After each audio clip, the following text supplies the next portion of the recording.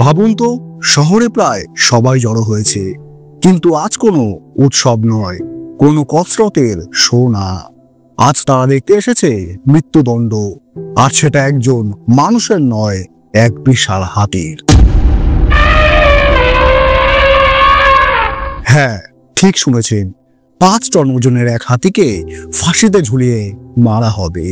এমন ঘটনা পৃথিবীতে আর কখনো ঘটেনি, আর হয়তো আর কোনোদিনও ঘটবেও না। কিন্তু কেন, কি করেছিল সে যে তাকে এমন নিষ্ঠুর পরিণতি পেতে হলো?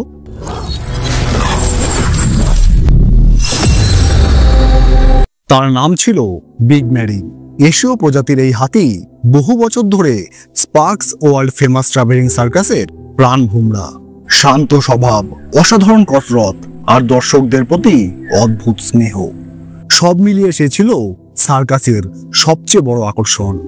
শিশুদের চোখ চকচক করতো তাকে দেখে, বড়দের মনে হতো এ যেন সার্কাসের রানী। মালিক চার্লি স্পার্কস ছোটবেলায় মেরিকে কিনেছিলেন। তখন থেকে সে ছিল শুধু একটি প্রাণী নয়, বরং দলের সদস্য, পরিবারের অংশ। সবকিছু বদলে গেল 1916 সালের সেপ্টেম্বরে। অভিজ্ঞ মাহুতকে সরিয়ে দায়িত্ব দেওয়া হলো নতুন এক মাহুতকে, রেড এলড্রিচ। লোকটির সার্কাসে কাজ করার অভিজ্ঞতা থাকলেও ম্যারির মতো বড় হাতি সামলানোর অভিজ্ঞতা তার ছিল না। এক প্রদর্শনীর সময় মেরি পিছনের 2 পায়ে দাঁড়িয়ে কসরত করছিল। ঠিক তখনই রেড অকারণে তার কানে লোহার হুক দিয়ে আঘাত করে। ব্যথা আর অপমানে আর ভয়ের মিশ্রণে ক্ষিপ্ত হয়ে ওঠে ম্যারি। সুর দিয়ে রেডকে মাটিতে ফেলে দেয়, তারপর পায়ে পিষে দেয়। মুহূর্তের মধ্যেই সে মারা যায়। ঘটনার পর শহরে ছড়িয়ে পড়ল আতঙ্ক আর ক্ষোভ। কেউ ভাবলো না এমন কেন হলো, কেউ শুনলো না যে রেডের নিষ্ঠুরতাই ছিল এই দুর্ঘটনার আসল কারণ। শুধু এটাই দাবি, খুনি হাতির শাস্তি চাই। মানুষজন হুমকি দিল যদি মেরি বেঁচে থাকে তারা সার্কাস বয়কট করবে। সার্কাসের আয় বন্ধ হয়ে গেল। শেষমেশ জনরোধ প্রশমনের জন্য মালিক চার্লি স্পার্কস রাজি হলো মেরিকে হত্যা করতে। কিভাবে তাকে মারা হবে তা নিয়ে উঠল নানা প্রস্তাব। কারো মতে গুলি করা হোক, কারো মতে ট্রেনের নিচে ফেলে দেওয়া হোক, কেউ বলল বিদ্যুৎ পৃষ্ঠ করা হোক।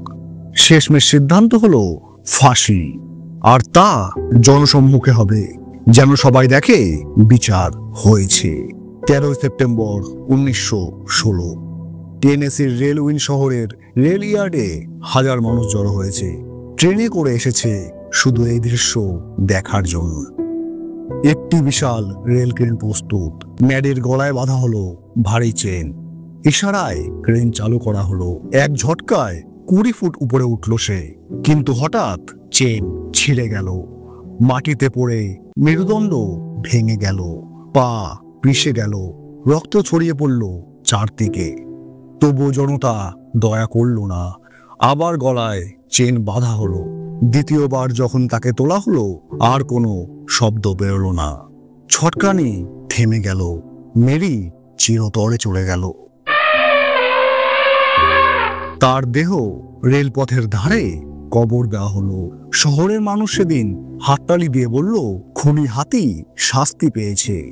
কিন্তু ইতিহাস আজও প্রশ্ন করে, সেদিন কি সত্যিই খুনি মারা গিয়েছিল, নাকি ফাঁসির দড়িতে ঝুলেছিল মানুষের সহানুভূতি আর সভ্যতার মুখোশ?